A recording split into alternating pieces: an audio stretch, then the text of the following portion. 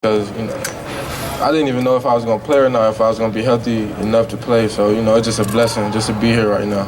At what point did you realize that, first of all, you were going to be healthy, and then secondly, you could get to this point? After camp is where I felt most comfortable with where I was at, because I made it through a whole camp. The previous 2 years, I didn't make it through 3 days of practice. So just to make it through the whole camp, I knew I had good hopes of a good season. So. Is that luck, or are you doing something with your hamstrings? Just doing something different. It's not luck at all. It's just, I did yoga, I did extra strengthening exercises, stretching, all that. So it's no luck in that. How much were you asked about, that process and what you've been doing in your interviews? About my hamstrings? Yeah.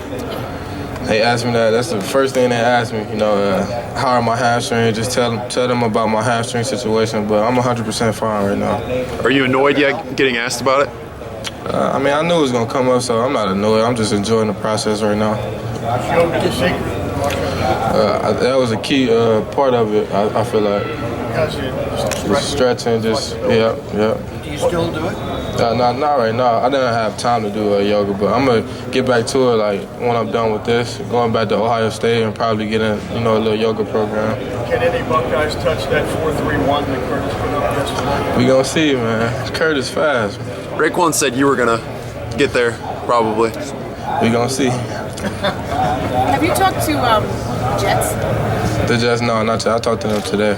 You are talking to them? Yeah. Do you, where do you kind of look at sort of the history of the Ohio State cornerback kind of before you, and particularly Eli Apple? Is he somebody you're still friendly with, or have you watched him this year? I played with Eli, so I learned a lot from him, and learned a lot from Bradley Roby that came. I wasn't there when he was there, so I just talked to him, asked him about certain things, certain techniques, and they give me feedback all the time. So I look at even with Garyon, because he started a year before I even started. So I look at all of them for help. Marshon, do you ever think back, while you're in a place like this, and think about the practices you had at Bump Taylor Field, at Glenville, and Cleveland, and how quickly you kind of just went from being a kid who was practicing at Glenville to being on this stage here today? Yeah, I just talked about that with some of my friends. Like, time is flying, It feel like 2 weeks in a month now, just how fast the time is going. But, I'm here and I'm ready for it now. So, this is my dream to get here, and I'm here, so I had to prove myself. At Glenville, you guys always talk about having do it for the next person, right.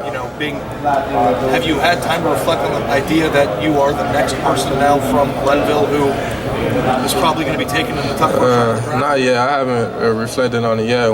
When that time comes, that's when I kind of reflect on it. Right now, I'm just going through the process. Marshon, a lot of people are talking about how deep this draft is in cornerback at 100. Maybe you can speak to that a little bit. What does it mean for you to be considered top 4? It's a lot of talent here, from top to bottom. A team is going to get a great player in the 4th round just as well as they would get one in the 1st round. So it's a deep draft, and I'm honored to be, considered one of the top cornerbacks in the draft. And just coming from where I came from, it's a blessing. In such a deep draft, why does it make sense to take you in top? Of course, everybody going to say they feel like the best, and I feel like I'm the best. So.